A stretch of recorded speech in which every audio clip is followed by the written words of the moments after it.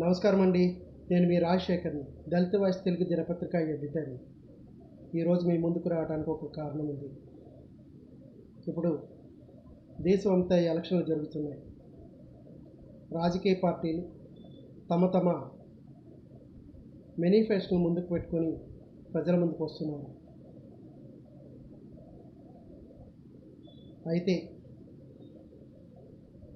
గత 5 సంవత్సరాలుగా ప్రస్తుతం ఉన్న ప్రభుత్వం ఏం చేసింది, కొత్తగా మనం ఎన్నుకునే ప్రభుత్వం మనకి ఏమి ఇవ్వగలుగుతుంది, ఎటువంటి సేవలు అందించగలుగుతుంది అనేది మాత్రమే ఆలోచించండి.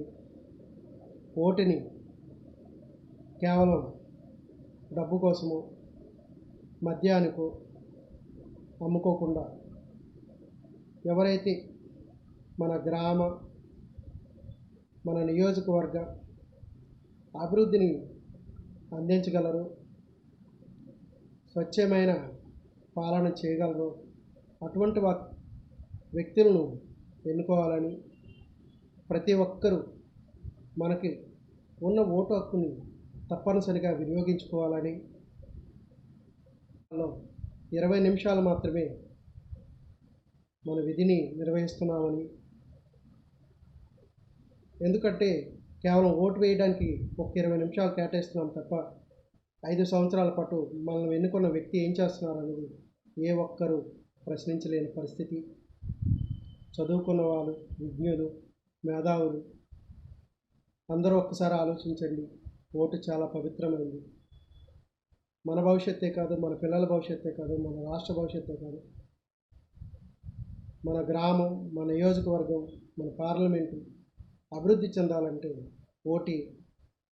ఓటు ద్వారా మనం ఎన్నుకున్న వ్యక్తి, ఆ వ్యక్తి సామర్థ్యం, ఆ వ్యక్తి నిజాయితీని మనం పరిశీలించి మాత్రమే ఓటు వేయండి.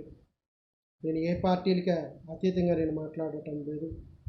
కేవలం ఓటుని మద్యానికి,